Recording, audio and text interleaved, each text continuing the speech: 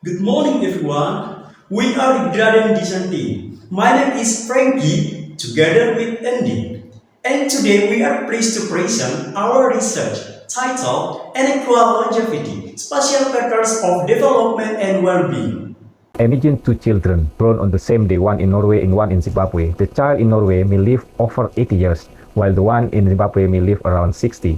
This gap shows how unevenly the development and well-being are spread across the world.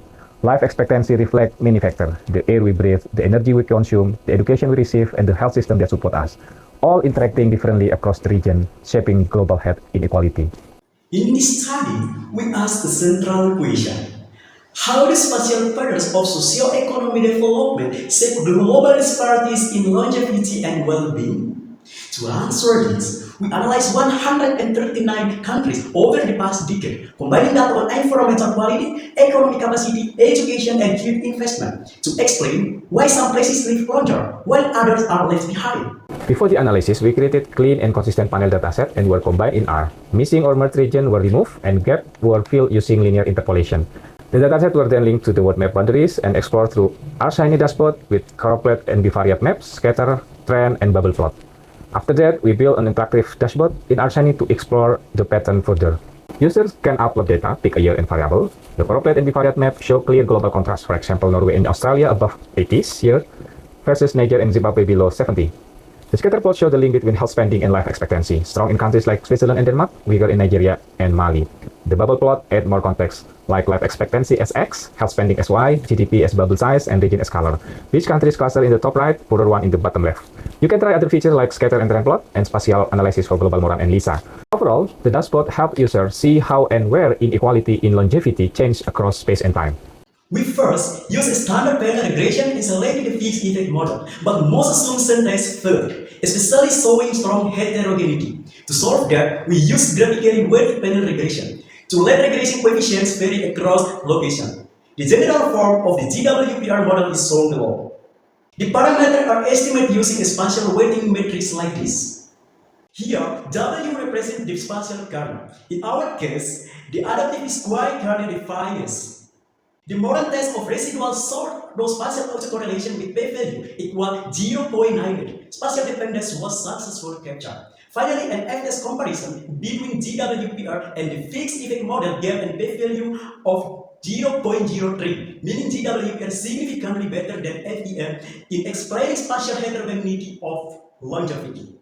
Based on that model, we create three kinds of map by extracting the parameter. First, significant cluster map that show clear regional pattern. Western Europe, like France, Germany, and UK, is driven by renewable energy and education, while China and India by pollution and health investment. Secondly, we also make the local R-square map, means that high value, yellow color in Europe, is Asia and Oceania explain up to 80% of life expectancy variation, while low value, less than 70 in Africa and the Middle East. Next map, we also make significant parameter per variable to show clear spatial difference in each countries.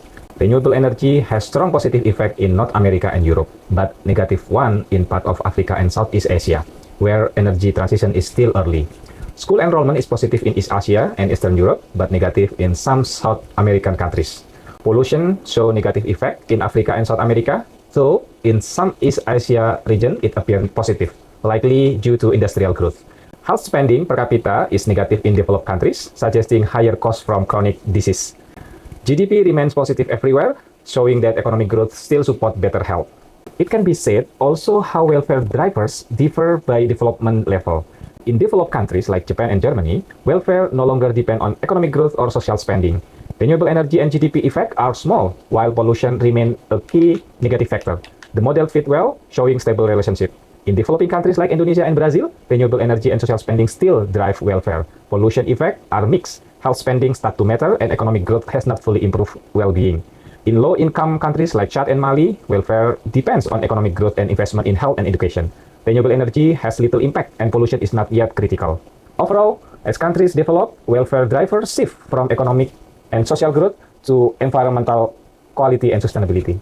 For conclusion, we have already explored the data visually using an interactive Arsani dashboard to form initial insight and hypotheses about possible spatial patterns and relationships. And we successfully modeled the GWPR that its result is better than FEM in explaining spatial variations of welfare.